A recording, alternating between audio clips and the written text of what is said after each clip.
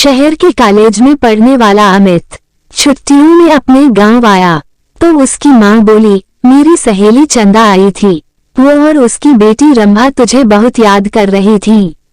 वह कह गई है कि तू जब गांव आए तो उनसे मिलने उनके गांव आ जाए, क्योंकि रंभा अब तेरे साथ रहकर अपनी पढ़ाई करेगी। यह सुनकर दूसरे दिन ही अमित अपनी माँ की सहेली चंदा से मिलने उनके गांव चला गया था। जब अमित वहां पहुंचा तो चंदा और उनके घर के सभी लोग खेतों पर गए हुए थे। घर पर रंभा अकेली थी। अमित को देखकर वह बहुत खुश हुई थी। रंभा बेहद खूबसूरत थी। उसने जब शहर में रहकर अपनी पढ़ाई करने की बात कही तो अमित उससे बोला, तुम मेरे साथ रहकर शहर में पढ़ाई करोगी तो वहां पर तुम्हें शहरी लड़कियों जैसे कपड़े पहनने होंगे, वहां पर यह चुन्नी बुन्नी का फैशन नहीं है। कहकर अमित ने उसकी चुन्नी हटाई तो उसके हाथ रंभा के सुडौल उभारों से टकरा गए। उसकी छुअन से अमित के बदन में बिजली के करंट जैसा झटका लगा था। ऐसा ही झटका रंभा ने भी महसूस किया था। वो हैरान होकर उसकी ओर देखने लगी तो अमित उससे बोला, यह लंबी चौड़ी सलवार भी नहीं चलेगी, वहां पर तुम्हें शहर की लड़की की तरह रहना होगा। वो हैरान होकर उसकी ओर देखने लगी तो अमित उससे बोला, यह लंबी चौड़ी सलवार भी नहीं चलेगी, वहां पर तुम्हें शहर की लड़की की तरह रहना होगा। उनकी तरह लड़कों से दोस्ती करनी होगी, उनकी तरह लड़कों से दोस्ती करनी होगी, उनके साथ वह सब कुछ करना होगा जो तुम गांव की लड़कियां शादी के बाद अपने पतियों के साथ करती हो। कहकर वह उसकी ओर देखने लगा तो वह शर्माते हुए बोली, यह सब पाप होता है। अगर तुम इस पाप पुण्य के चक्कर में फंस कर यह सब नहीं कर सकोगी तो अपने इस गांव में ही चौका चूल्हे के कामों को करते हुए अपनी जिंदगी बिता दोगी। कहकर वह उसकी ओर देखते हुए बोला, तुम खूबसूरत हो, शहर में पढ़ाई करके जिंदगी के मजे लेना। इसके बाद अमित उसके नाजुक अंगों को बार बार छूने लगा। उसके हाथों की छुअन से रंभा के तन बदन में बिजली का करंट सा लग रहा था। वह जोश में आने लगी थी।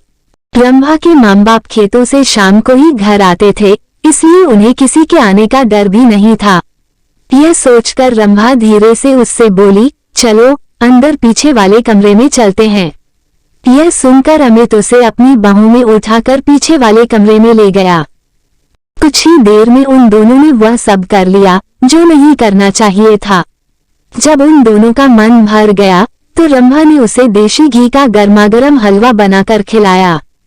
हलवा खाने के बाद अमित आराम करने के लिए सोने लगा। उसे सोते हुए देखकर फिर रंभा का दिल उसके साथ सोने के लिए मचल उठा। वो उसके ऊपर लेटकर उसे चूमने लगी तो वह उससे बोला, तुम्हारा दिल दोबारा मचल उठा है क्या? तुमने मुझे प्यार का चस्का जो लगा दिया है। रंभा ने अमित के कपड़ों को उतारते हुए कहा। इस बार वे कुछ ही देर में प्यार का खेल खेल कर पस्त हो चुके थे, क्योंकि कई बार के प्यार से वे दोनों इतना थक चुके थे कि उन्हें गहरी नींद आने लगी थी। शाम को जब रंभा के माँ बाप अपने खेतों से घर लौटे तो अमित को देखकर खुश हुए। रंभा भी उसकी तारीफ करते नहीं थक रही थी।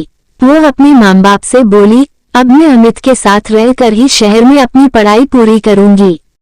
यह सुनकर उसके पिताजी बोले, तुम कल ही इसके साथ शहर चली जाओ, वहां पर खूब दिल लगाकर पढ़ाई करो। जब तुम कुछ पढ़ लिख जाओगी तो तुम्हें कोई अच्छी सी नौकरी मिल जाएगी, तुम्हारी जिंदगी बन जाएगी, फिर किसी अच्छे घर में इसकी शादी कर देंगे। आजकल अच्छे घरों के लड़के पढ़ी लिखी बहू चाहते हैं।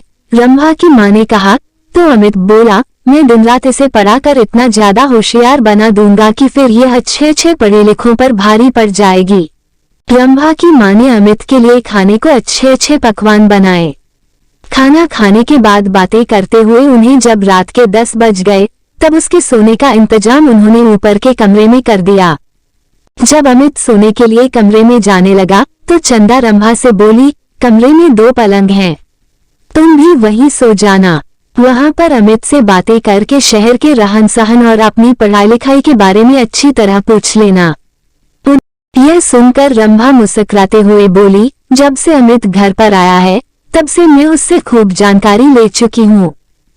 पहले मैं एकदम अनाड़ी थी, लेकिन अब मुझे इतना होशियार कर दिया है कि मैं अब सब कुछ जान चुकी हूँ कि असली जिंदगी क्या होती है।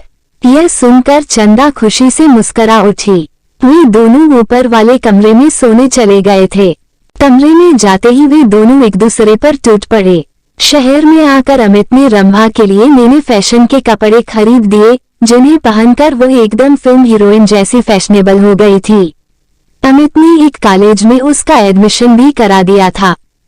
जब उनके कॉलेज खुले तो अमित ने अपने कई अमीर दोस्तों से उसकी दोस्ती करा दी, तो रंभा ने भी अपनी कई सहेलियों से अमित की दोस्ती करा दी। गांव की सीधी सादी रंभा शहर की जिंदगी में ऐसी रम गई थी कि दिन में अपनी पढ़ाई और रात में अमित और उसके दोस्तों के साथ खूब मौज मस्ती करती थी। जब रंभा शहर से दूसरी लड़कियों की तरह बनसुनवर कर अपने गांव जाती, तब सभी लोग उसे देखकर हैरान रह जाते थे। उसे देखकर उसकी दूसरी सहेलियां भी अपने माँ बाप से उसकी तरह शहर में पढ़ने की जिद करके शहर में ही पढ़ने लगी थीं। अब अमित उसकी गांव की सहेलियों के साथ भी मौज मस्ती करने लगा था। उसने रंभा की तरह उन सभी लड़कियों को भी प्यार का चस्का जो लगा दिया था। वीडियो देखने के लिए आपका धन्यवाद।